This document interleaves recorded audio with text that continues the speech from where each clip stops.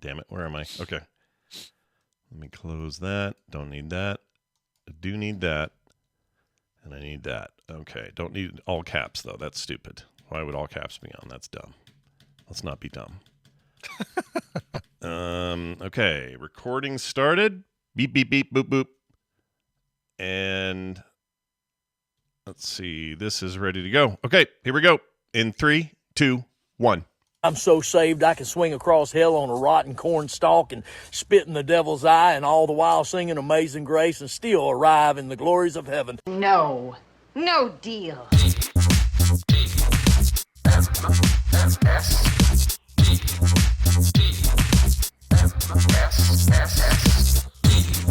The morning stream. Is it just me, or does the jungle make you really, really horny?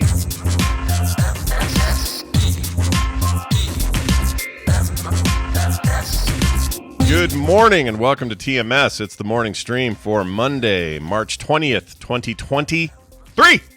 I'm Scott Johnson. That's Brian Ibbett. Hi, Brian. Hi, Scott. How are you? I'm good. I'm in a good mood today. I have a lot to get done, but somehow I'm in the mood to do it. I don't know how that's possible. I played a lot of Diablo this weekend, and I feel like that's almost all I did. And even though that's not true, I got a lot of other stuff done. I still feel like that's a lot of what my life was. So I'm kind of dreaming in Diablo. I got like, oh no, that's the worst. Yeah, all that stuff. So all the game, I feel like I'm talking to NPCs and getting work done out in the killing demons. That feels like that's my life right now. Did you get a chance to play it all? Sorry, I don't know why had that a chance to download it. As I mentioned, I think on FilmSack. New ISP getting installed today because CenturyLink has pooped the bed with speed. And if we're doing anything remotely, using internet in the house, like our TV upstairs using Netflix or whatever, then this computer here and a lot of the computers in the house that I don't have set to priority just drag on slowly, even with a wired connection. So, and I do regular testmy.net runs, and it's pathetic. I think I'm paying for 80/20, and I rarely get more than 20 down, 20 up. So, oh, geez. So your up's pretty consistent, but your down is kind of sucking. Yeah. Down second. So today you get a new ISP, right? Is that the new deal? ISP, yep. And who is it? Who is it? Somebody like national? Is it like a local thing? It's a company that has the unfortunate name of TDS, and I find their service to be tedious. Yeah, very tedious. Customer service, very tedious. But really TDS, that's hilarious. TDS. For a while, we had them before we switched to DSL with CenturyLink, and whenever it snowed, they had days of service interruption, like a full day, and that's when I had to do that hookup thing with crazy neighbor next door, where we basically ran an Ethernet cable from his house to mine. Yeah, I forgot about that. That worked in a pinch. You got it. You got the job done. It worked great. Yeah. So that was my first question to them when we started getting the offers. It's like, all right, here's the, do you guys have service outages every time we go down or every time it snows? And they said, no, we don't have those anymore. I know the problems you were talking about. We've gotten our infrastructure really improved for that. So, well, that's good. I'm excited for you to have a little bump there. Nothing wrong with that. Yeah. It's kind of, I'm still sort of waiting for fiber while our stupid HOA decides whether they want to allow it or not. But I'll take what I can get in the meantime. Yeah. Well, it's good to have you all here, everybody. Welcome to a Monday show. Plenty to talk about, lots to do. Let's start with this. Stand back and check your personal belongings. It's time for the morning forum. That's right, the morning forum. We did this for the first time last week, and on the weekly, we put it out there that we're going to do a little bit of a contest and give away something free. And last week it was a Frog Pants print and sticker pack. Who knows what it'll be next time? Well, I actually do know, and I'll tell you in a second. We do know. Yeah, we actually do know. But we have a winner. It is Keith B. Keith B., you're the big winner. We pulled you at random, and I wanted to tell you some of these stuff. So this last one was favorite alien type in a movie or whatever, and we had lists. We had options like the alien from Alien, E.T., the Predator, all that kind of stuff. And here's an interesting percentage breakdown. By far, and well, I shouldn't say by far. There's a bit of a tie here, but something not listed here and then putting in their own answers Yeah. was 23.4% of the vote. And, so just people saying other, not necessarily what they chose as other, but the fact that they chose other was 23%. Yeah, and some answered put actual answers, but I don't know how to see them in this form because I don't know how Google Form works. Google Form is weird. Let's see if it actually says anywhere. Does it say? It should. Yeah, if you added a field, which it looked like you did, added a field to the end of it for other. There's a huge list under questions where it gives me the name of the person who responded, and then I can click on their responses. And then let me see what it says.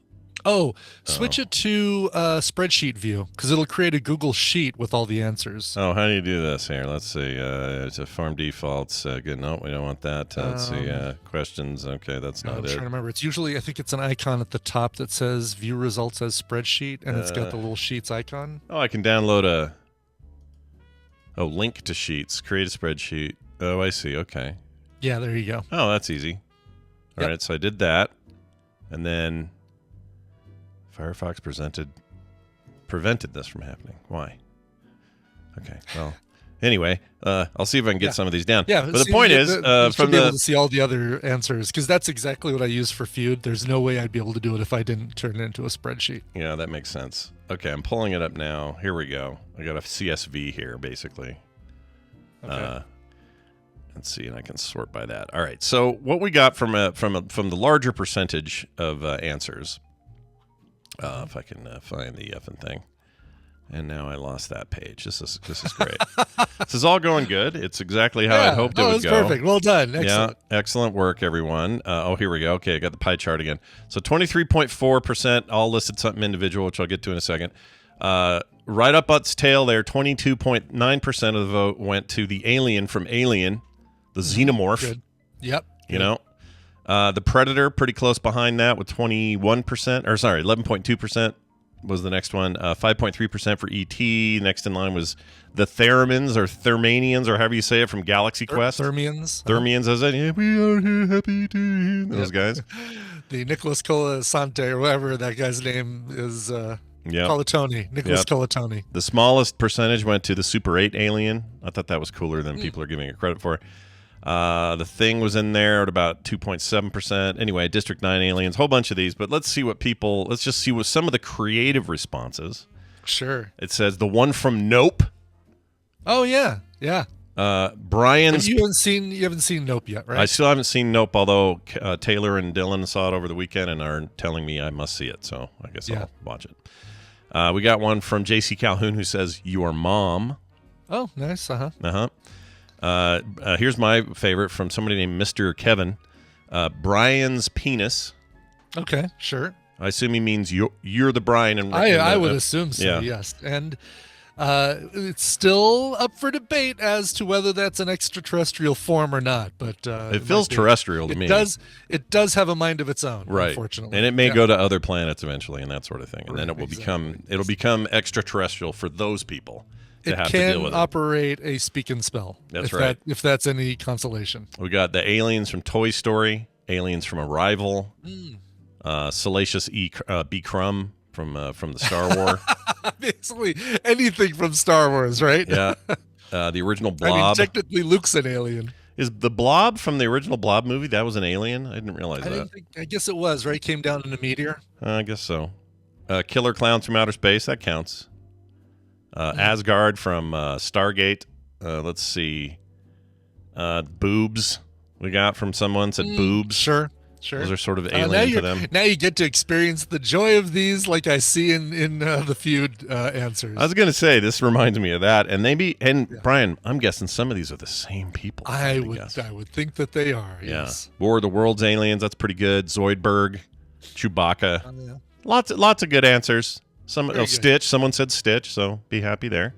Good. I do agree about the alien from the xenomorph from the Alien franchise. I think that is the coolest alien. Drac from Enemy Mine. I like that. It's a deep cut. I like that. Well, anyway, that's a pretty good list. So we picked a winner at random. So this wasn't it wasn't due to your answer. You just got picked at random here. And that random pick was Keith B. And Keith B., you're the winner. Congratulations. You're a winner. Here's what I'm going to do. I will email you and contact you and get your info because you sent me an email, so I'll reply to you there. And you'll get your pack. And that'll go out ASAP as soon as I talk to you. Next week, all right, so next Monday, we're giving away a Gerp and Henry postcard. Oh, it's just out of reach here. I can't reach it. I'd show you otherwise. And the Cantina Band art I did for Brian and the CD him and Andrew did. Yeah. I have a few of those Cantina, left. Star Wars jazz music. Yeah, one of my favorite things I got to do, and they both look real good. They're about 5x7, and we'll send those to a lucky winner next week. All you have to do is go to frogpants.com/themorningform. Sign up for that shit.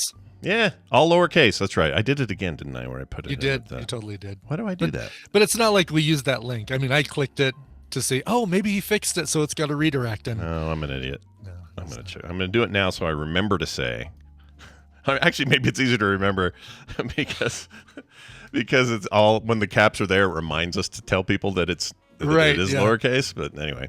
So it's frogpants.com/themorningform, all lowercase, and you can sign up right now. In fact, if you're in the chat and you're hearing this live, get in there and give us your answer. I should tell you the subject. It's Best Primetime TV Animated Series.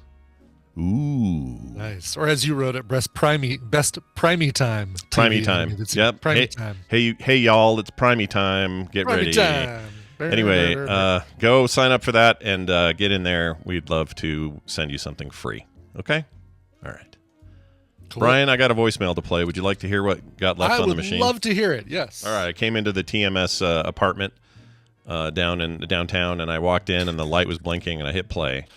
It's a little flashing 01 on the LED readout on top of that answering machine. Excellent. Yep. Good stuff. So I'm going to play it here, and we'll see what's going on with Gary, formerly of Lantronix, formerly of Lot B, currently of, where is he now in the thing? He's in Batu. Batu, he's that's right. Off planet at the Black Spire Outpost. He had his ears perked up when we talked about Pink Floyd and concerts, and so here's what he had to say. Hey, Scott and Brian, this is for TMS. It's the Senior Geek, Gary here. You guys were talking about the fact that Pink Floyd played Dark Side of the Moon before in concerts before they actually released the album. That was actually a pattern of theirs. I went to 3 different Pink Floyd concerts, and the one that I saw at the Santa Monica Civic, they played a bunch of music from Uma Guma, and then there was an intermission, and then they played the entire Dark Side of the Moon album before it was released. And then I saw another one at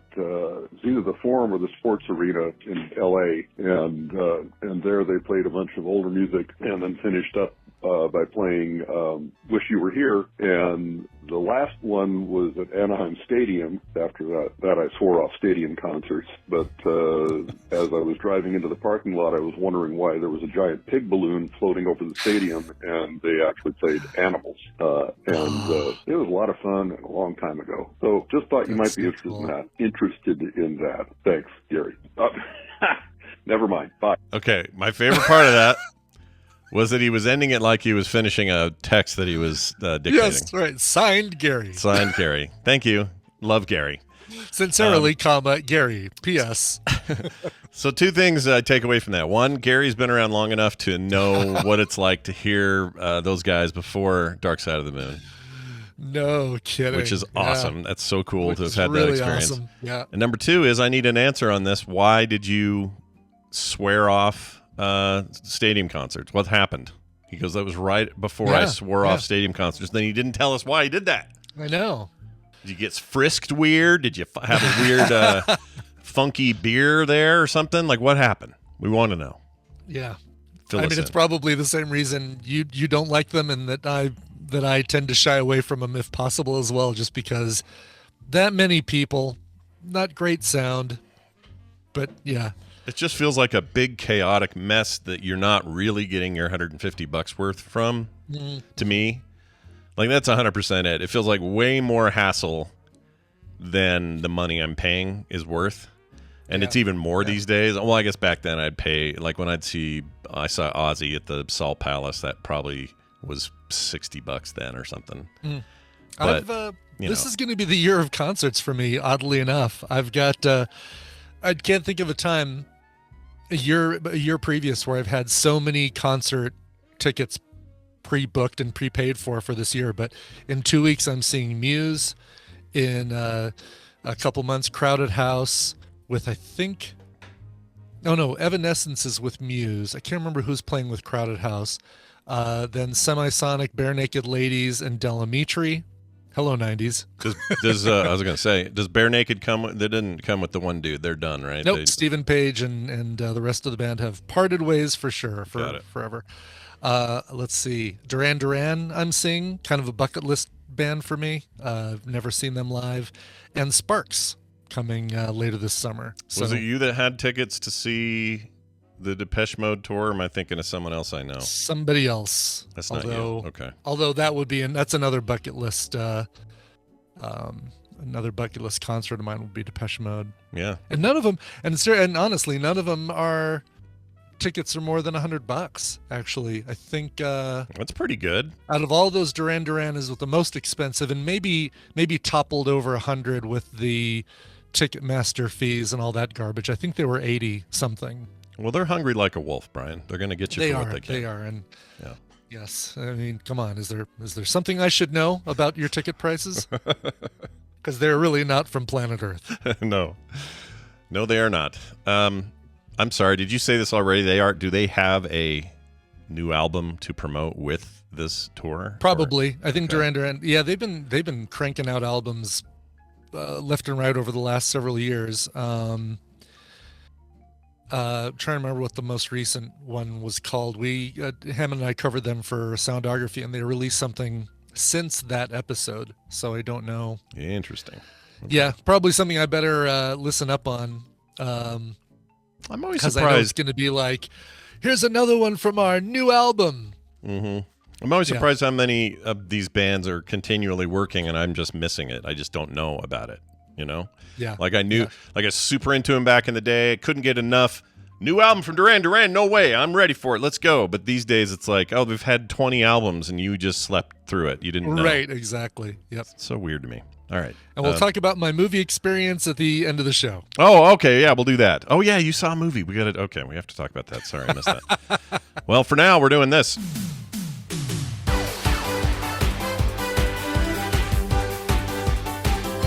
Welcome to the show. One Brian Dunaway, who had a birthday yesterday. Yay! Happy birthday! Oh, Brian. hi, Scott and Brian. Thank you. Hi. I did have a birthday. I made it around one more time. Do you feel old? How do you feel?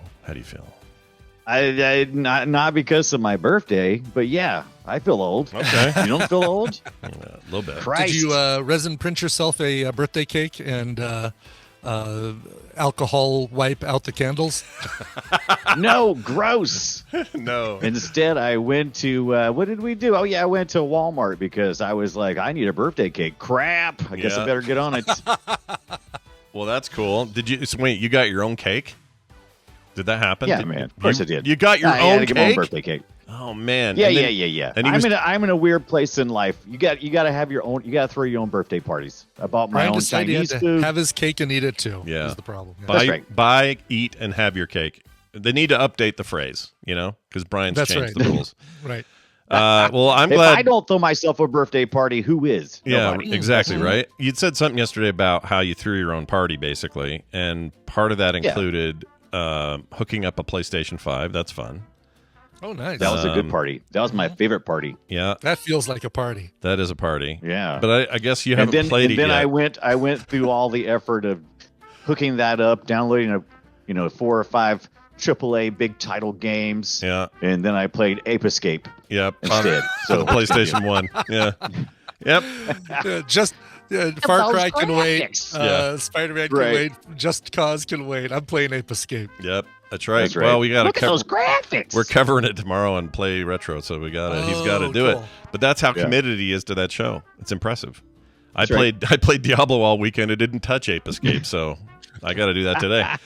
Anyway, I could have played God of War, but I didn't do it. You could have. I could wait a little longer. Yeah. Have you never played the God of War? The first? Not the new one. Not the new one. I played the first one completely through. The Ragnarok I have not played yet. I want to sit down on a Saturday and throw up idea. Shut up. Yeah. Leave me alone. Yep. You need one of those days where everybody's gone out of town for that weekend. You know? Yes, totally. Exactly. I love those. They're so great. I don't like them for much longer though, but I like them for 2-3 days. 2-3 days. I'm not a good house to yourself. I'm not a good person. Right. Yeah. I'm not a good person when my family's gone for more than a week. Oh yeah. Oh no, I'm a mess. I can't do it. I think Brian probably fares a little bit better than the rest of us. That is to say, because I don't know why I just get this impression. So Brian, correct me if I'm wrong, but I'll bet you just are a better solo runner of life than I am. I'd like to think so. Tina's back when she was training for her investigations job, she had to be gone a month, and she would do like 30-day details where she'd be out in Alabama or in Pennsylvania or whatever for like 30 days. It's a lot. And I'd fly out like somewhere in the middle for a weekend or something with her, but the whole rest of the time it's like, okay, taking care of, back then Tristan was a little kid, taking care of the kid, got to make the bed, got to empty the litter box, got to take the dog out, got to do and maybe we'll just have Stouffer's pizza for dinner tonight. Maybe it'll just be those French bread pizzas that I can throw on the toaster. I would eat that. I am the best when I have structure. And if no one is there, I'm kind of a slob. I'm kind of like, what do I care? I'll wash the clothes later. Yep. We all know what we'd be like if we were bachelors. We know. That's right. Well, I'm glad you're with us today because we're going to play a game. Brian's going to explain the rules, and if you're out there in the chat room and are thinking, "Man, I'd sure like to join today," this is your day. Oh no, this isn't your day. Wednesday's your day. If you're hoping to join today, well, tough luck. Yep. Put that in the back of your head. Come here Wednesday and do it again. That's how you'll get that done. Because today that doesn't work that way. Today Brian will explain the rules. That's right. We'll see if we can give away some prizes anyway. Brian, explain these rules to us if you don't mind. Darn right. Welcome to the Morning Half-Asses, a trivia game where I'm actually going to be giving Scott and Brian the answers. Not that they'll need them for this first question, which is ridiculously easy. I'm going to give Scott and Brian a category and 6 possible answers, 3 of which are correct and 3 that are incorrect. Depending on how confident they feel with the category, they can provide 1, 2, or 3 guesses. Get any wrong, you get 0 points for that round. But if you get 1 right, you get a point. 2 right gets you 3 points. And getting all 3 correct answers gets you 5 freaking points. The player with the most points after 3 rounds wins the prize for their contestant. Want to know who our contestants are? I do. Well, I will tell you. Scott. Yeah. You're going to be praying, and praying both are on. going to be praying for Brian in Lothian, Maryland. All right. Brian in Lothian, Maryland.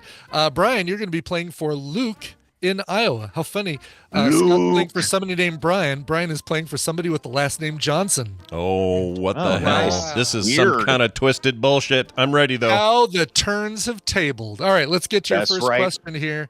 Let's put some easy points on the board for both of you. I almost Christ. I should skip this one because it's so damn easy, but we're going to do it anyway. Oh God. All right, let's do it. All right.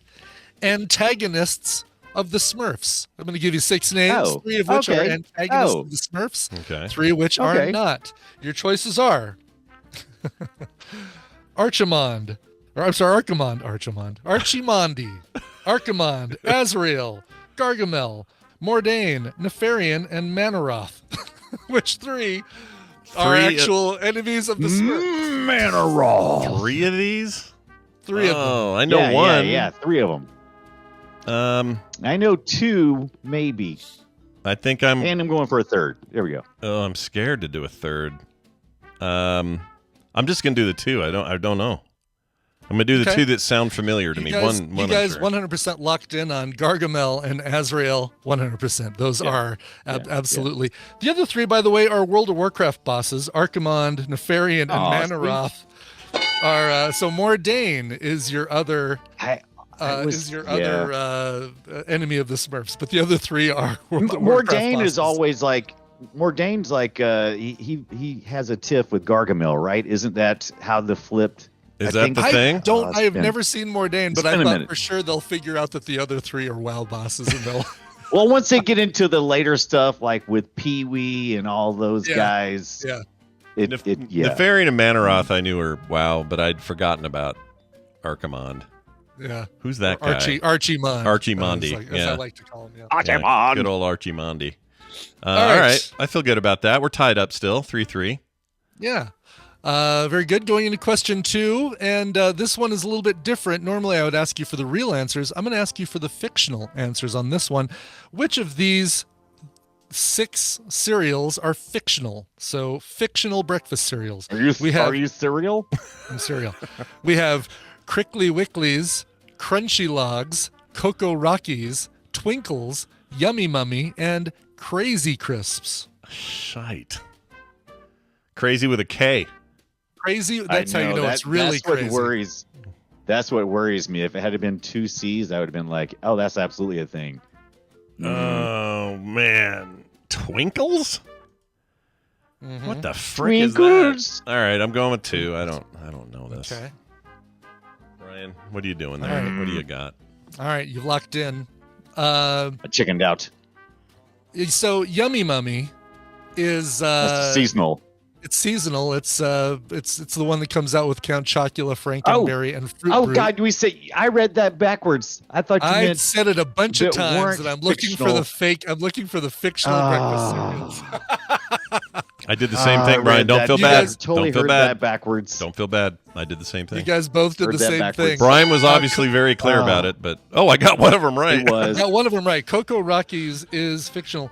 Cocoa Rockies actually was featured on a Cocoa Pebbles television ad. Yeah. Prickly Wicklies you can find on Green Acres. It's the cereal they eat on Green Acres. And Crazy Crisps is actually from a Geico ad. So hold on, Really could I get they're those? They count as real cereals if they were. I mean, can I buy Crickly They're Wicklies? fiction. No. Those are fictional. See, Like Green Acres. I'm still doing it. I'm still doing it. Green Acres is a television show, you see. No, that had one of the Gilmore sisters. I'm still doing the exact same damn thing. I'm still doing it. Yeah. Me I'm too. still trying to pick the fake ones. Anyway. What blows my mind is Crunchy Logs is an actual cereal, and of course it would have to be made by Kellogg's. Oh, Kellogg's. Makes sense. Yeah. Makes Twinkles sense. are General Mills, as is Yummy Mummy. All right, let's get back to real answers. 3 of these are rock albums that feature an elephant on the cover. Which of these 3 albums feature an elephant on the cover? Your choices are Tusk by Fleetwood Mac, Music from Big Pink by The Band, Electric Ladyland by Jimi Hendrix, Armed Forces by Elvis Costello, Oxymoxoa by The Grateful Dead, and Toys in the Attic by Aerosmith. 3 of those actually do feature an elephant on the cover. Which 3 are they? Well, let's talk about the elephant on the cover.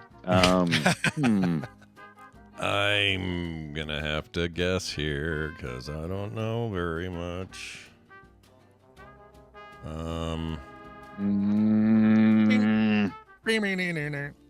Shush! Stop pressuring me. I messed up last time. Now I'm nervous. I don't have any idea here, so I'm guessing Me either. 2. 2 are guesses. All right, Scott's 2 are locked guesses. in. I'm gonna go. I'm gonna just do 1. I'm chicken. All right. You guys both locked in on Oxymoxoa by the Grateful Dead, a palindromic album title. Features a lot of weird shit on the cover, but none of which is an Dang elephant, it. unfortunately. Damn it. Music from Big Pink by the I could band Armed see a Forces. freaking elephant on there. Right. Armed Forces by Elvis Costello. 2 album covers available for that one. The second one is like splattered paint in the shape of Elvis Costello.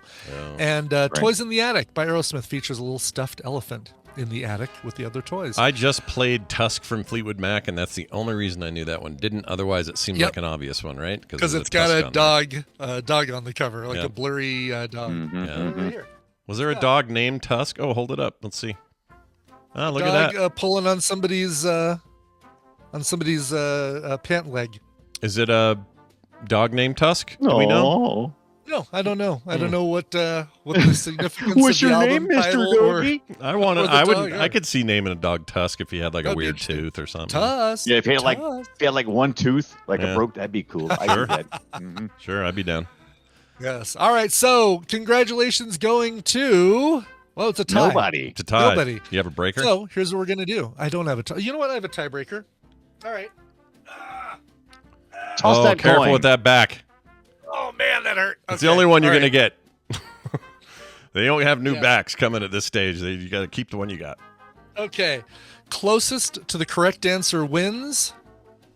And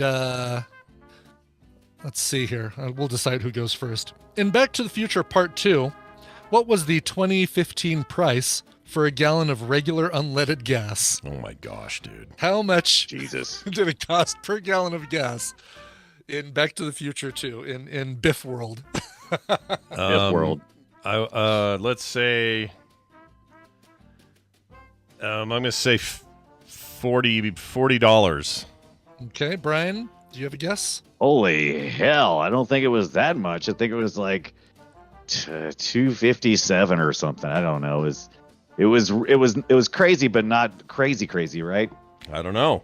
Was it? Nope. Closest to the actual answer of $8.37 is Brian Dunaway. Yeah, in early drafts, the Time Machine was a refrigerator. We knew that instead of DeLorean. $8.37 for a gallon of gas in 2015 in Biffland. So Brian and therefore Luke get the prizes. And our prizes today, Luke, you're getting a copy of Tribes of Midgard and Ollie Ollie World Rad Edition. Nice. But that's nice. an awesome game, by the way. Very cool game. Cool. I'm going to love that. Yeah. But don't worry, Brian in Lothian, Maryland, you're going to get a copy of Conan Chop Chop. I do not know what also- Conan Chop Chop Conan is. Chop Chop. Don't know what Conan that Is that a Chop mini game? is. I don't know what it I is. don't know what it is. It sounds like Conan. It almost sounds like a mobile game with Conan in it, doesn't it? It does, yeah. It's not, obviously. It's on Steam. Real That's quick right. here. Luke, put down your blue milk. You're getting some games. Have we thought hard and long about how weird, how different Back to the Future would be had they gone with that fridge idea? Oh, God, yes. It's I mean, freaking terrible. Half the movie It is is, cool like- because of the DeLorean. I'm telling you, it's such a terrible For idea. sure. Plus all the kids who would put themselves into refrigerators because because they saw it on Back to the Future. It's Yeah. what a horrendous idea. Well, Yeah. kids aren't stupid. Oh wait, right, never mind. yeah. they are Wait a stupid. minute. Strike that. Reverse it. We had a kid in our Flip it neighborhood up. when I was younger. I was probably right around then. I was probably a teenager. Some young kid got himself locked in a fridge that was in a backyard, like an old, not using one, like not plugged in, I guess. So it was empty, and he got himself locked in there, and they had to have some locksmith and two cops come and break this kid out. You kids today, I just had another birthday, and you kids today might not remember the doors used to have a little hint and it would lock into place. It Yeah. wasn't just a magnet. Oh, Yeah. right. Like it is Yeah. today. Yeah. Yeah, today you Right, kids yeah. here, Latch. You'd have a easy latch. magnets. You just Yeah. push your way out now. Bunch of babies. Yeah, Anyway. you could get out of there. Well, I think that's good prize packages for both our winner and our loser today. And apologies to our loser for me being. There's no loser, there's a winner, and then there's less of a winner. Yeah, How's that? there's winner and there's winner Chop, chop. junior. Okay, think of it as a smaller burger. You're not as hungry as usual. You want a smaller version Winner, of the Big winner. Mac. That's right. You Chicken get a- Microwave nuggets. dinner. That's right. Microwave dinner. Right, microwave dinner. There you go. Dunaway, it's always a pleasure having you on. And tomorrow night, you and I will do an episode of Play Retro where we talk all about that Ape Escape game and a little bit around the idea Yes. of what PlayStation 1 games were like at the time and why that game the first, is still great. The first mandatory dual stick controller that came out of the PlayStation. You had to have it if you wanted to play Ape Escape. Yeah, and that was a tricky thing to do because the machine didn't come with the dual stick, with the DualShock 1. That came later, so it was like buying an accessory, and you had to do it to play the game. Here's the weird thing. That's a series I think could be rebooted and rad. I don't know why they don't do something new with that, so we'll talk about that too tomorrow on Play Retro, live if you would like to watch it at 3:30 Mountain Time at frogpants.tv. If you would rather catch it later, you can get the podcast wherever you get your podcast. Brian Dunaway, is there anything else you'd like to tell us? Eat a poo. All right, bye. I think he thought I was going to cut him off, so he really had nothing. He really had nothing. I know. He was really hoping for a quicker cutoff. I Yeah, believe. that's a real shame. All right, well, it's time for the news, folks. It's time for the news, and it's brought to you by The new cat in the neighborhood. It There's almost a- sounds like the beginning of Charles in Charge. It does a There's little a bit. new cat in the neighborhood. Your memory of that is a little too good. Did you, You know watch what? a lot of Charles in Charge? I swear on a stack of Bibles, I have never watched an episode of Charles in Charge. I just happen to know the theme song from covers.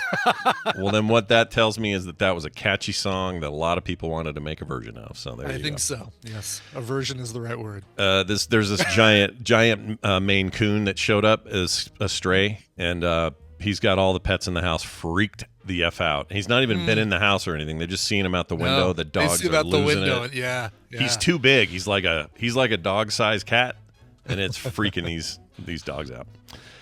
Real quick, this is actually a good time to do this. Tell me about the movie you saw. I'm dying to know what you went and saw. Oh, yeah. I went and saw Tina approved it, was good about seeing it. Freaking Cocaine Bear. Oh my Lord. Yes. I thought you were going to say, we got a sneak peek at John Wick 4. We got, something like that. But Cocaine it Bear. was, Okay. Tina, we said we gotta. So we've canceled our AMC A-list subscriptions. We're no longer going to be going to AMC because of their crappy lax attitude about people who talk in theaters. We're switching next month to Alamo Drafthouse because there's one close by, and I gave a ride to one of the chefs at Alamo, and he's like, the only thing that comes frozen in that place are the things that we throw in the deep fryer. Everything else is handmade there. I'm like, really? All right, we're switching. All right. Yeah, why not? It took that and the fact that they have a zero tolerance policy about jackasses in the theater. Is it priced similarly, so you don't, have to pay a bunch It's more? It's the same price as A-list, but I don't know if it has all the other conveniences. There's no IMAX or 3D with Alamo Drafthouse. Right. Fine with me. We never really go see those movies anyway. Yeah. We'll see. We'll see and report back. Yeah, I want to hear how that goes. But Cocaine Bear, was it good? Was it? Cocaine Bear is Elizabeth Banks taking everything that she learned from Judd Apatow and making a very. I thought it was going to be a little bit. I knew it was going to be kind of comedy. I mean, it's Cocaine Bear, but I didn't realize how almost slapsticky comedy it turned out to be. It was fun. It was dumb fun. We enjoyed it. I'm glad I saw it before we thought about film sacking it because I feel like it's not super sacky. Really? Maybe it is. Maybe when eventually it becomes goes on streaming again, I can I'll change my mind. But it was the fact that it's based on true story. I forgot we were going to look that up and just see how what part of it was true. Obviously, there was cocaine that fell in the woods out of a plane, and my understanding is all that happened was the bear ate it and he died. Yeah, I think that's really it. There was no he overdosed. Park ranger. I mean, there were hijinks, Scott. It was a movie full of hijinks. Yeah, I bet it was hijinks. Wall-to-wall hijinks is what it sounds like. Wall-to-wall hijinks. Is it worthy of Ray Liotta's final film appearance, though?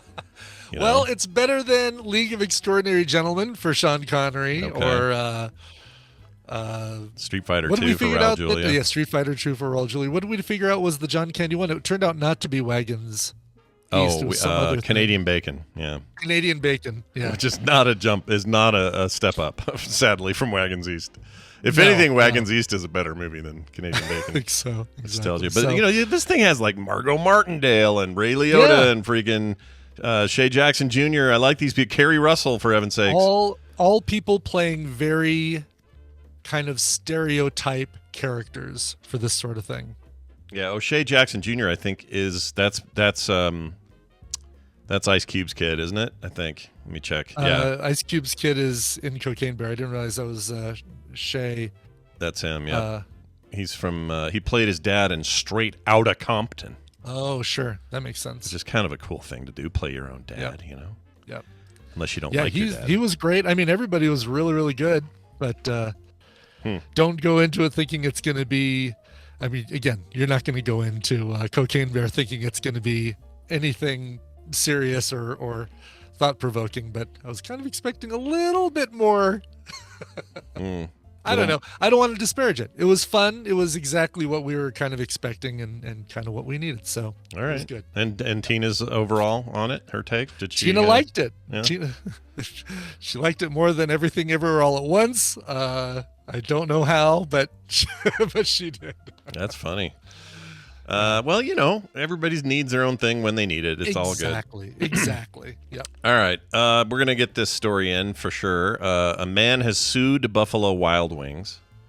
We've talked about a similar story before, but he claims pricey boneless wings are basically nuggets. So this is yet another person who's like, you call the thing boneless, they're really just nuggets. They're not wings. We call them wings, yeah. Yeah, they're not wings. They definitely deliver on the boneless part. They don't necessarily deliver on the wings part. Nobody actually pulled wings out and left what's left. So this Chicago guy filed a class action lawsuit against Buffalo Wild Wings, saying the restaurant chain is charging too much for its boneless wings, which are basically nuggets and not made of actual wings of chicken. Eamon Hallam. That's a weird name. Yeah, call him. Filed a complaint this week against the restaurant and Inspire Brands. I guess they own the thing. U.S. District Court in Northern Illinois, according to the court documents obtained by Fox television stations. He contends the boneless wings are not actually part of the chicken, but instead slices of chicken breast meat deep fried like wings. Mm-hmm. Well, my answer to that is fine. Yeah. Exactly. I don't understand the litigious nature of this whole boneless wings thing. I just eat fine. I don't either. It's like yeah, of course they're. You're not. No one's gonna go to the effort of pulling the bones out of wings, holding them together somehow, dipping them in batter and deep frying them. And newsflash for this guy: some of the wings you get are drumettes. Mm-hmm. Oh, yeah. Drumettes. I like that. Drumettes. That sounds like the name of a high school marching band, the Drumettes. That's right. The Drumettes. It's an all-female marching band. Yeah, they'll be performing at this year's homecoming game. Get good seats while you can. That's right. He claimed the purchase of the boneless wings in January, that after learning what they're made of, that they aren't wings with bones removed, he said he regretted his decision. Now, this is when the lawyer says after that, quote, as a result, he suffered a financial injury as a result of the defendant's false and deceptive conduct. Oh, come on. You bought an order of wings. Right. Boneless wings. They weren't wings with bones removed. You didn't lose any. What'd you lose, $8? What'd you lose? Right. Exactly. And also, they're not the only ones that do boneless wings. I know tons of places that sell them as that. Do they call them boneless wings, though? They do? Okay. Yeah, the place up the road here we go to called... The Break. They have boneless wings right there on the menu. Mm-hmm. Bing, bang, boom. I don't know. I think this is stupid. This is a little bit like, what's another thing where, like if someone said Boston baked beans, and then you bought a carton of them, took them home, and went, these are candy. These aren't at all like baked beans from Boston. Like, come on. There's no beans in these. It's peanuts. Yeah. That's a good example. Or what else? I know that there's other things. I'm trying to think of like a fast food example. This meal didn't make me happy. Mm-hmm. How about the McRib? It's not a rib. No. That's it doesn't have quotes on it. No. Yeah. Did someone sue them? I don't know. Maybe they did. But the McRib is not a rib. It's made of like weird pork extras, and it's all mushed into a thing. Pressed into a rib shape. Yeah, a rib-shaped hole. And that's not a rib. No. Maybe little bits of the meat came from a rib. I don't know. Could be rib meat. Sure. I don't know. But anyway, this guy, I think I hate this kind of stuff. So I hope he loses his stupid lawsuit. I hope he wastes a lot of his own time and regrets it. Regrets his actions. If you lose, then you're really going to feel bad about what you spent, because that lawyer ain't going to be for free. Here's a story. Former One Life to Live star. Forbes, I don't know what that means, or is it? I think it's the first name of this person is Forbes. Forbes March is their name. Forbes March, yes, is their name. That's a rough one because I thought at first it was Star Forbes. They got a weird name. Gotcha. You know what I'm saying? And then they were marched while they were arrested. Yeah, that was weird. Anyway, former One Life to Live star Forbes March arrested for theft of used cooking oil. This is pretty weird. This is really weird. Yeah, this is a funky story, but I like it. Forbes March, former soap actor who did stints on One Life to Live, All My Children, and As the World Turns, was arrested in Hudson County, New York earlier this month and charged with grand larceny for the alleged theft of used cooking oil from a diner. The cooking oil was an estimated value of more than $1,000, according to the police department there. They allegedly he siphoned it in March, and then a second man, Oscar Gerardo, from a storage container. He did that too, from a storage container owned by a company called Buffalo Biodiesel. Nothing to do with Buffalo Wild Wings. But there's no buffalo in those either. No. There's no buffalo in that biodiesel. Mm-mm. There's no buffalo. That's the other thing. Why don't you sue about the name Buffalo Wings? Those aren't buffalo. No, but they're buffalo style. That one would be harder to disprove. It's all stupid. Anyway, they did this in a tank behind the diner. The two men were released following their arrests. Used cooking oil can be used to manufacture biofuels, and the theft has been on the rise throughout the northeast region in recent years as fuel prices have increased. In an interview last year, Sumit Mujamdar, the president of Buffalo Biodiesel, said the thefts have cost his company millions of dollars. It's ballooning, he said. It's wiping out a third of our business. To put that in numbers, $10 million to $15 million a year. Wow. Yeah. So the bigger question is why. I mean, I guess he's down on his luck and not getting new gigs in the world of soap operas. Must be. Yeah, and just needs some cooking oil, I guess, because it's not like there's like a black market. I've got 8 drums of cooking oil. How much? How much you want them? Yeah, because the used stuff gets converted into what, like diesel fuel and biodiesel. Yeah. Right, and then you can sell that. I guess if you steal it, you sell it for 100% profit. Yeah, but I mean, it's got to be tough. I don't think you just go to a fencer to say, all right, here you go, convert this into biodiesel. You have to go to a refinery of some sort that can do it. So yeah, it doesn't come out right. And they're going to ask a lot of questions as to where you got this. Because you don't just take it. You don't take it straight from the fryer and put it right into a tank. There is that process, right? No, yeah, it's got to be. There's got to be some sort of refining going on. I assume so. Yeah. Otherwise, you got like little bits of chicken wings and things. or pressed breast pieces. Oh, right. Not chicken wings. Yeah. Strips of breast meat. Strips of breast meat. Let's get that straight. Final story. We got a minute here. Arizona family discovers a bobcat has taken over their dog's bed. Oh boy. Oh boy. I just want to sleep here.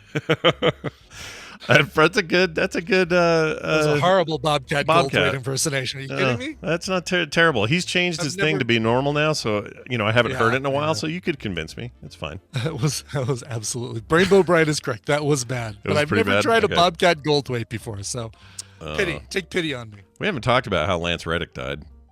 That reminded me of that for some reason. I don't know why. Because he sounded a lot like Bobcat Goldthwait. Oh, I know why. Because I was watching Paradise PD, and there was an episode with Affleck. What's his name? Oh, Gilbert Gottfried. Gilbert Gottfried. Fred. Gilbert Gottfried. That's the one. And same episode had Lance Reddick in it. And I think of Gilbert Gottfried, or when I think of Bobcat Goldthwait, I think of Gottfried. And then it made me think of Lance Hendrickson, jeez. Lance Reddick, who died way too soon, and that's really shitty. He just tweeted like 3 days ago stuff about his dogs, and he has these funny dogs. He's this like really funny guy on Twitter. I know. Great follow on there. It must have been a heart attack or something because he was doing fine. He was scheduled for a bunch of interviews. He's in John Wick 4. Like the guy's got a lot going on. Fantastic in Bosch. Yeah. Fringe. Lost. Yeah. What else? He drove Jeremy Bentham around. He helped drive Jeremy Bentham around, man. Oh, my Lord. John Wick 1 through 3 and now 4. He was awesome, that guy. Yeah, he was awesome. Just and so the most cool. Recognizable voice. He talked like this. Yeah. Hush, I don't like you going out on your own like this. It's just garbage that he died. I hate it. It is. Take someone who sucks. Can we do that? Yeah, I could give you a list. I got a list. I'm not going to say them here because someone will be mad, but I got a list. I got a list that's easy to read. Yeah, very easy. We're going to take a break. When we come back, Steven Schleicher will join us. We didn't have him last week because he had a thing, and now he's back. So we're very excited to have good old Steven back. That'll happen in a moment, but Brian has to introduce a song before we get there. Yeah, boy, this is a musician that I've followed a lot. He's released his 9th studio album called Fantasy. It's a guy who's named Anthony Gonzalez, but he performs under the name M83. M83. His 9th studio album is out via Mute Records. Big thanks to Mute Records for this one. This is great. Excuse me, great stuff. And I think you guys are going to get a kick out of it. The first single from the album is Amnesia. Almost forgot that I was going to play this. Here is M83 from the brand new album Fantasy. I want you to understand something. I married a woman young enough to be my daughter. I don't want you dating my daughter.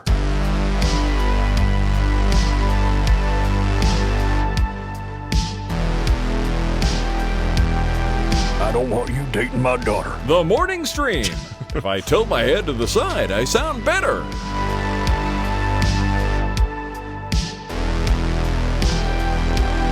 Oops. Okay, who was that again? That band there? Sure. That is M83, a.k.a. Anthony Gonzalez, from a brand new album, Fantasy, his 9th studio album, and a song called Amnesia. Well, that's fantastic. Yes. Okay, so Steven's on his way in here. Yes. And we're going to talk about a couple of things. Oh, I would give a little PSA, public service announcement. Okay. If you, like me, are catching up on the television show Luther, starring Idris Elba, in anticipation of watching the movie that just dropped on Netflix, and all those episodes are on Hulu. They're only on Hulu for the next 12 days. 12 days to watch all 20 episodes of Luther, which I'm kind of predicting is just going to Netflix because of the movie there. Like, I think that's what I was going to keep ask, everything because maybe they were going to transfer it, yeah. But who knows? I'm not taking that chance. And my God, it's great. What a great Luther's show. awesome, yeah. We really watched is. that whole series. The movie is really, really good. It's good, right? Is it? Cool. Yeah, it's really, really good. I've heard really good things. Speaking of which. And now welcome Steven to the show. He's a huge freaking nerd. Dollar bills, y'all. All right, Steven Schleicher's joining us. He is a huge freaking nerd. Yeah, it's new. I like to surprise you with things. Hey, Steven, welcome back. It's been a bit here, been a minute. We missed you. Yeah. Thank you, Scott. Happy equinox to you, and happy equinox to Brian. Yeah, first day of spring. Thank goodness. Yeah, no snow forever from now on. Yes, please. That'd be Go out great. and balance those eggs, everybody. I've had so they're telling us we're all under like a bunch of flood watch worries because there's so much accumulation in the mountains. They're almost sure the runoff's going to cause some trouble spots. And we're one of the potential ones, although in the one we're in the highest part of it. So it's possible it would have to really be bad to get to us, but there are people not far from me that could be under flood risk and that. So we're all a little freaked out about that. And it rained today, so just keep that moisture coming. Keep that moisture, as my parents would say. We need that. We're supposed to get rain this week, so I'm hoping that we get a ton of it because we need it. This town needs a wash. Yeah, wash that thing out, man. Jeez Louise, that dirty-ass city you live in. Jeez. That's right. Steven, it's good to have you here. We're going to talk about some nerd stuff, specifically how Shazam 2 didn't do all that well at the box office, despite decent reviews. It seemed like it, reviewed okay. The reviews are mixed. Some people definitely say that this is a darker film than the first one. Mm-hmm. I took my youngest to see the first Shazam film years ago when it first came out in theaters. He loved the movie. For years, he's like, oh, this is my favorite movie. This is my favorite movie, until he saw Spider-Man Into the Spider-Verse. But when the trailer for the second film dropped, he watched it and he's like, I don't think I'm that interested in it. And I asked him, hey, do you want to go see Shazam 2 this week? And he's like, I don't know. Maybe can we just wait until it comes out on video? And I think that's what a lot of people are doing because the movie only brought in something like $30 million in the box office on opening weekend. They need to at least clear 200 million worldwide in order to break even on the film. Oof. So yeah, they've got a ways to go. Now the first film, Shazam, its opening weekend was only $53 million and it ended with 366. So it actually made money over the entire box office run, but didn't do so well. I think people might be having hero fatigue and saving themselves mostly for Marvel stuff. But even then, I think people are just feeling a little fatigued on it. Maybe. I could be wrong. And I don't know if it's superhero fatigue or maybe it's just It's just probably superhero fatigue is probably the answer. It's definitely not comic book fatigue. No, no, I don't think it's that. I think it's just like, okay, another one of these. Oh wait, I haven't even saw the last 4 of these. Wait, another one of these. Like I think there's a little bit of that going on. Could be wrong, but I wonder if those guys over the new team at DC, James Gunn and crew, they have to be looking at this and thinking a lot about how they're going to approach this next phase, because they don't want to lean in. They don't want to lead into it with just really shitty numbers. You know what I mean? Well, the good thing is all that stuff is under the old regime. That's all before Discovery took over. That's long before James Gunn and the other guy, Safran, were brought in. So it kind of doesn't count, maybe. I mean, it doesn't count against him per se, but it counts as like a metric for them to have to pay attention to, you know? Like which, to be honest, is probably up. That's the only thing that can go from there. That's true. I do like Rachel Ziegler a lot. She played, she was in that Sharks versus the whatever. What the hell was that called? What's the Spielberg movie that? Huh? Sharknado? No. The Spielberg movie last year was nominated for Best Picture. Freaking, it's remake of the Fablemans? No, remake of the. Sorry, year before that. The remake of the old one. West Side Story. West Side effing Story. Oh. Gosh dang it. Sharks and Jets. Sharks versus Jets.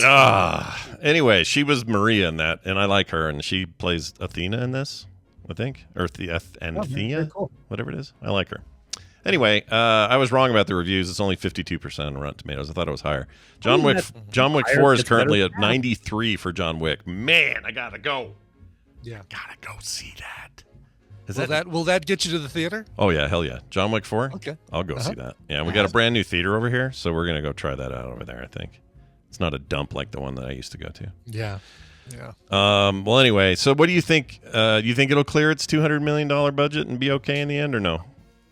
I think it will make more than $200 million in the long run.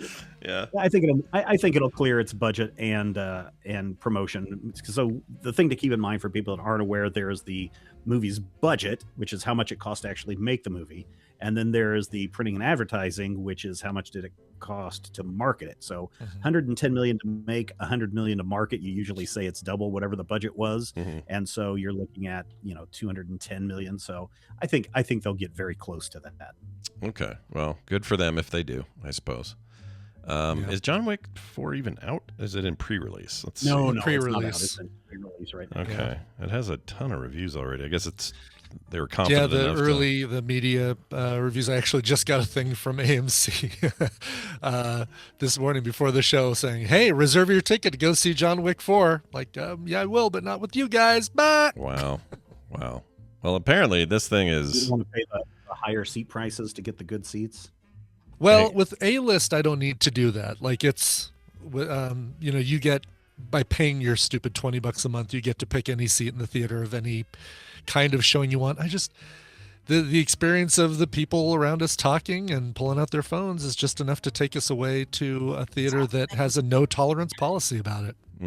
It's happening. Finally, Brian is starting to see. Oh no, my side of the argument. Believe me, you've heard my stories on this show. I get so irritated with the other people in the theater. Yeah. But you're gonna have a better time. Yeah, you're gonna have a way better time there. I'm sure of it. I'm hoping so. The one thing I don't like about Alamo Drafthouse is they usually come in and have you pay the bill during the climax of the film. So it's like, oh really? They're kind of, they crawl down low in the row in front of you, in the row of the seats in front of you, and then they like, here's your bill, and it's like, wait a minute, the bad guy has the gun on the good guy. We can do this later. Yeah, that's weird. I didn't realize that. I thought you paid up front for everything you're going to do. No, you pay at the end of the show. Claire, Alamo Drafthouse has is a food and beverage service during the film, so you place your order before the movie starts. And then they come and collect. They give you the bill at the end of the movie. Yeah.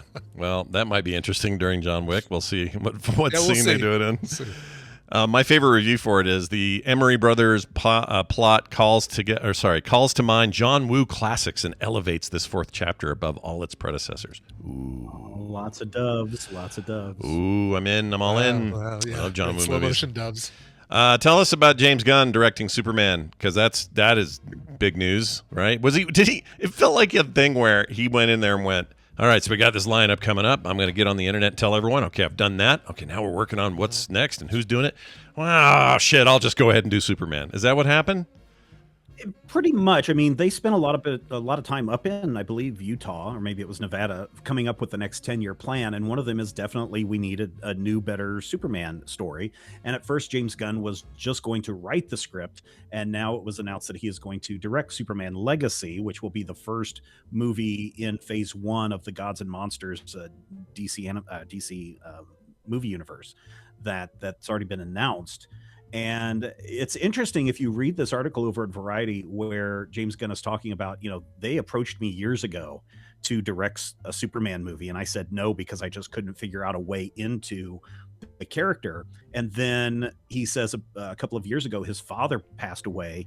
And he was like, well, my father was this huge influence on, he didn't understand or didn't like the comic books or whatever, but he encouraged me to do this. He encouraged me to get into film and all of this. And he says he owes a lot to his father. And so I think the passing of his father gave him that in to say, okay, where does Superman stand in terms of this? And if you've ever read Superman, what is it? Last Son of Krypton. I forget what the book is. I think that's Grant right. Yeah, the Grant Morrison story really looks at what does Superman think about being a god among humans. And this movie is going to, according to the log line, is Superman is coming to grips with his Kryptonian ancestry as being an aristocrat, but also being raised by Kansas farm folk, and how has that changed his view on his role as a protector. And right. So I think that's going to be a very interesting look at that. And of course, if you've seen the trailers for Guardians of the Galaxy, the third film that's coming out, that's going to be a tearjerker. So I imagine that this will also pull on those heartstrings of family and loss and what it means to lose a loved one and those kinds of things, and coming to grips with that. So I anticipate a lot of wet faces coming out of that theater. Yeah, I think so too. I'm excited about it. It's a little unusual for him in that most of his work is, the hallmark is like, hey, we're taking these weird misfits and making a movie out of it. And he did that really well with both Suicide Squad's essentially reboot, and his, take on Guardians. So to have him take a more serious approach, which I think Superman kind of needs, and I don't mean serious like dark, and I don't mean that. I mean like, a more human approach to it and a little less wackadoo. Yeah. That'll be an interesting turn for him. So I'm actually really looking forward to it. I think you can still have a lot. I think you can still have a lot of fun with Superman, especially if you go back and look at Superman in the Silver Age, where there's a lot of wackiness that goes on there, and even in the 90s where you have Superman Red and Superman Blue. I think, and I hope, I think that's the key word there, is that James Gunn focuses on Superman's ability to get people to be hopeful when it's dark. Yeah. And this week on the Major Spoilers podcast, we're actually looking at a Superman book from Tom King, where he has to go and rescue an orphan girl on the other end of space for no other reason than he made a promise. And it's really good. And I know a lot of people are very flip-floppy on Tom King, but Superman Up in the Sky is a great book, and we're going to talk about it this week on the show. And so if he can even bring a little bit of that into Superman Legacy, I think it'll be a great film. Well, look forward to it, everybody. Coming up, what did we say on that one, 2025 or something? This one says 2025, but Gunn and Safran have also both come out and said, hey, look, people are too reliant on release dates. When it's ready, it'll come out. But for right now, I guess because of stockholder prices and everything, that we have to put a release date on this. Tag a date on but it. yeah. So, but still, if it fluctuates, then don't get too freaked out. Like, I know people are, the minute that it moves, people are gonna be like, see, DC can't do it. James Gunn was the wrong choice. It's just like, good Lord, people, movies change dates all of the time. Yeah. Right. Just give it a chance. The tricky, ready. I would rather have a sorry, go ahead. I was going to say I would much rather have a really, really great film than one that's rushed into production and into post just to hit a release date, to hit a metric date or a milestone date. That's the opposite way of how art should be created. I was going to say that I feel a certain measure of apprehension about the day we hear who is being cast as Superman. Because the internet is terrible with this stuff now. Like, we're really, really on fire when something like this gets announced, for good or for bad. And that pending announcement, I'm going to hate that lead up. I'm going to try to ignore it. Whoever it is will be fine. I'm not worried about that. I'm just like, let it happen, and then I'm going to ignore everybody for a couple of weeks until the poop stops getting thrown. And then we'll move on. And it happens every time. When Henry Cavill was cast, everybody was so freaking negative. And now that he's not Superman anymore, everybody is so freaking negative. It's just ridiculous. So the only thing worse in movie freakouts, for me anyway, is when a new Joker is announced. Anytime a new Joker gets announced, the whole world loses its effing mind. And I hate it. So this time, I know it's coming. This way I'll know it's on its way. I'm not going to be naive about it. And I'll know when to ignore everybody. As soon as he says, and we've decided we're casting, I don't know who it'll be, Timothée Chalamet. There you go. Oh, my Lord. As the Joker. Can you imagine working out. if you made Timothée Chalamet the Joker, who might not be a bad pick? Might not be bad, but still. I mean, people will lose their shit. The kid's got rage. We probably know it won't be Affleck. We can pretty much determine no more Affleck in the DC universe. Well, yeah, he's not. That ain't getting announced. So, I'm just saying he's said I am not doing anything further with DC. Yeah. Plus, I think we all thought he was kind of done anyway, right? I think so. Yeah. I don't. We get him in the Flash, but. Oh, is he in the Flash? Don't we get a little cameo of Affleck? Oh, I didn't know that. Okay. Yeah. More Michael Keaton, but still. That's soon, right? When's that? Soon? That's later this year. See, if I were DC, I'd be nervous about that thing's performance. Because they should be. They really should be. Yeah, if they think Shazam 2 sucked, oh boy, it's going to be rough. I think we talked about this before, but essentially it is the Flashpoint storyline from DC Comics, which was the huge resetting of the DC universe, 10 years ago, something like that. Yeah. So for them to say, yes, let's let Flash get out there, let's close out all that's come before, and then let's start fresh with Superman Legacy, I think that's a great idea. And as far as who will be the new Superman, I predict we will know within the next 4 months. All right. Oh, wow. Okay. Because Comic-Con is coming. Well, yeah, that's true. That's soon, right? July? That's a good place. It's a good place to make that announcement. Yeah, oh my for gosh. sure. Yep. And there's an interesting back and forth in the chat. There's a lot of people quite liked his Batman, Affleck's Batman. I thought it was liked his Bruce Wayne. Yeah. Mm-hmm. I don't know. I don't know. I guess I'm kind of non-committal about that entire era. It's like, it was fine. I didn't really have that great a time. I don't really have any strong feelings about it. My favorite Bruce Wayne, I don't know if I even have one. I mean, do I have one? Oh, by far, the easy answer is Val Kilmer. Oh, yeah, of course, that's the obvious answer. Yeah, the obvious easy one. I think Bale is my favorite Batman and Bruce Wayne. Yeah, I have some problems with his Batman, but I don't like how he looks like a bobblehead in the final two movies, and I don't like. That's true. Yeah, I don't like his gruff voice thing. I thought that was the worst. But I mean, otherwise it's like one connected cowl that, like, I can't. Sorry, Riddler, could you stand in front of me because I can't quite turn my head to. No, look at you. You're not wrong. Like, from a practical standpoint, that's the way you should go. But it is like a little Funko Pop neck. It is all. Go back and watch the Val Kilmer movie only for his Bruce and Batman performances, and you'll probably change your mind. All right. Really? Okay. All right. Yeah, you weren't joking when you. No, I wasn't. If you go and watch him as a person who needs psychological help, I think Val Kilmer does a fantastic job as Batman in that movie. Well, now, if you want to see a Batman and Superman combo, the best bet obviously is Ben Affleck, who's played both Superman and Batman. Okay. How about wait a minute, when did he play Superman?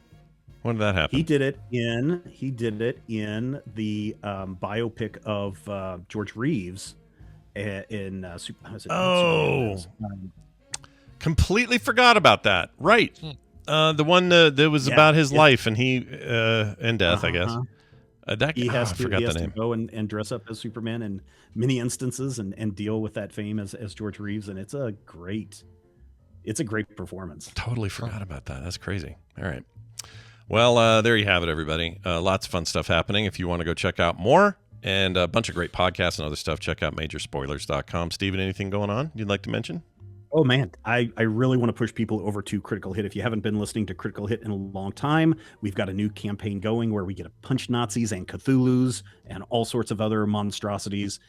It is a fun time. We're having a blast doing it, and it's very early. We're only into like 4 or 5 episodes have been released, so people can get on that right now. Are there any Cthulhus with Nazi affiliation? So you can punch Well, that's kind of the whole point about Achtung Cthulhu, is that Nazis are trying to control the Cthulhian monsters so that they can take over the world. Oh, okay. Well, that's good. Yeah. If I knew a Cthulhu who was Nazi, or was a Nazi, or even if just one of his tentacles was Nazi, had Nazi tendencies. Oh, yeah, punch them all. Yeah. I'd have no trouble punching him. No problem. Yeah, anytime Cthulhu even started to say the word that starts with F, he'd be down. There you go. Nailed it. Stephen, it's always a pleasure. Spring's here, winter's ending. It's going to warm up. Do you have any advice for people? Well, definitely. Even though we're going to have plenty of rain and showers because it is spring, make sure that everyone stays hydrated. Hail hydrated. All right. Bye now. Nice.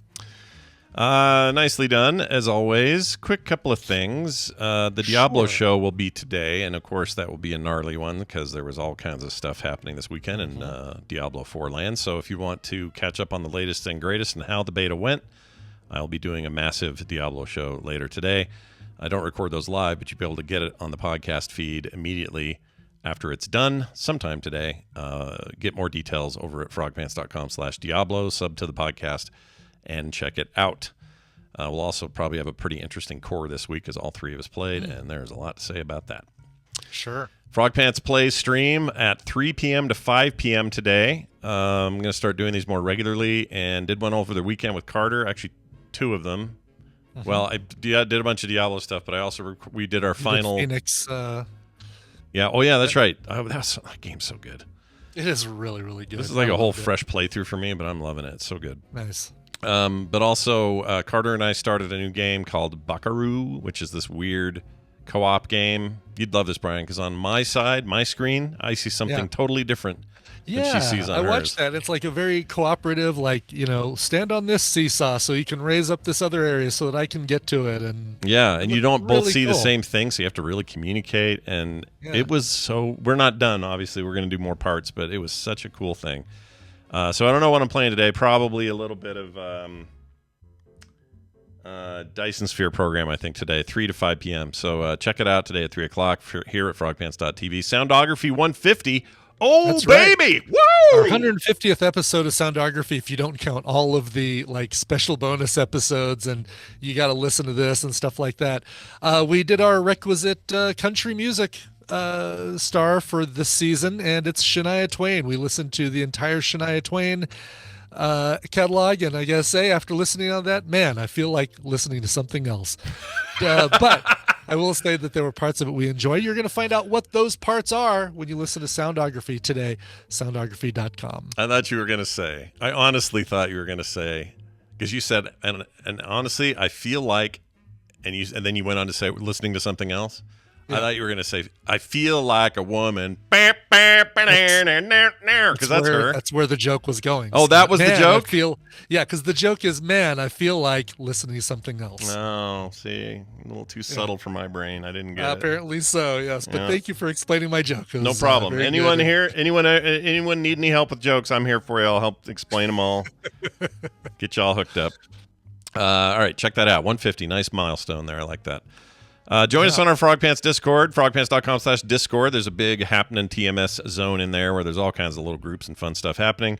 So just a reminder, as always, to join us in the community and be part of our Discord. You can also be a part of what supports this place and keeps the lights on at patreon.com/TMS. No commercials ever. Pre-show content every day, couch parties on the weekend, art in the mail, and other great monthly benefits that you can only get if you sign up today for as low as $1 a month at patreon.com/TMS. that is going to do it for us. We need music, though, to go. Do you have music to go? Yeah, I do. I have music to go. So it's wrapped up in a nice little package that you can take and listen to at your leisure. Craig wrote in and said, Dear Scott and Brian, on March 18th, it'll have been 1 year since my daughter passed away unexpectedly shortly before her 16th birthday. She was my best friend and was turning into a geeky young adult. Her favorite band was Queen, and Love of My Life was her favorite song. A cover of that, or maybe Who Wants to Live Forever, would be a great tribute to her. Thanks for all the entertainment and distraction that you provided over this past year. Craig, I'm so sorry, man. That's awful. The worst, one of the worst things I can imagine. So, virtual air hugs coming your way, and Tad love. A lot of great versions of Love of My Life. Carrie Ellis did one with Brian May that we've played on the show before. This one we haven't played, and it's from a band called the A-Sides Club. And what they do is they record albums that are nothing but covers of one musician or one band. And they came out with their Queen album in 2018 and included this beautiful rendition of Love of My Life. Here is A-Sides Club. Get more podcasts like this at frogpants.com. All right. Well, bye. Bye. All right. Well, man, that's sad. I hate that. It's really story. sad. I know. Gosh, dang, dude. How do you? I know. I can't even imagine that. I can't. Straight up.